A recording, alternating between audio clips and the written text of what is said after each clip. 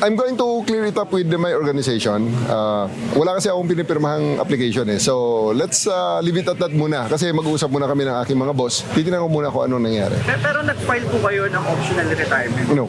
Itinanggi ni dating Philippine National Police Chief Nicolas Torre III na nagretiro na siya sa police service kasunod ng kanyang appointment bilang General Manager ng Metropolitan Manila Development Authority o MMDA. Ayon kay Torre, wala pa siyang ipinasa at pinirmahang papeles patungkol dito, kaya hindi pa opisyal na retirado siya bilang pulis. Taliwas ito sa inihayag ng National Police Commission o NAPOLCOM na tinanggap na nila ang optional retirement ni Torre. Sa pamamagitan nito, mabibigyan daanan na maitalagang 4-star general rank si Police Lieutenant General Jose Melencio Nartates Jr. na ngayon ay officer in charge sa PNP. Ayon kay Undersecretary Torre, ito ang kanyang lilinawin sa PNP. You know, my positions, since full colonel, are all presidential directives, presidential appointee ako eh. So, I'll just wait for the order of the president regarding this matter. May guidance naman ng presidente dyan.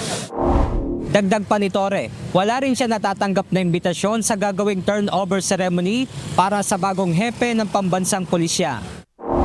I haven't heard about that. Just leave it at that kasi marami pa nga akong i-clear out sa organization. Okay? Ayon kay Palace Press Officer Undersecretary Claire Castro, nakausap nila si MMDA General Nicolas Torre III. Nagkaroon lamang umano ng kaunting hindi pagkakaunawaan sa pagitan ni Torre. Tiniyak din ng palasyo na matatanggap nito ng buo ang kanyang benepisyo matapos itong manilbihan bilang Chief PNP. Opo.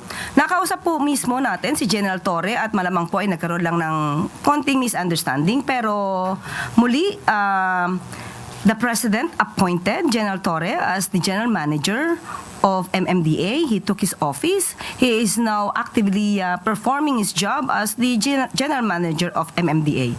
And for his optional retirement, he will receive full benefits and emoluments as a 4-star general. Sinabi naman ni Interior and Local Government Secretary John Vic Remulla na ipaubayan na nila sa palasyo ang usapin sa issue ng retirement ni Torre. Nagsalita naman lang kanya kanina sa status, di ba? Parang will receive the benefits pa rin daw optional. lahat. Binigyan yata siya ng optional. Pero sabi niya, hindi niya pa doon napipirmahan eh. So hindi ko alam kung anong kwento niya. Pero sabi niya hindi eh. So hindi ko pa alam kung we granted him full benefits. But let's wait for Malacanang na lang to give the full picture. Pero kasi sir, ang Malacanang ang appointing authority eh. Inimbita din anya nila ang dating PNP chief sa downing of ranks para kay Lieutenant General Jose Melencio Nartates Jr. Of course. Kung pwede na nga siya na magbigay ng siya na maglagay ng siya kasama sa yung flag turnover. We want him to be there to make it more formal. December 26, 2025, nanumpa si Torre bilang MMDA General Manager na kalaunan ay itinalaga rin bilang tagapagsalita ng ahensya. Benedict Samson, UNTV News and Rescue. Diyos ang aming sandigan, serbisyo publiko ang aming pinahahalagahan.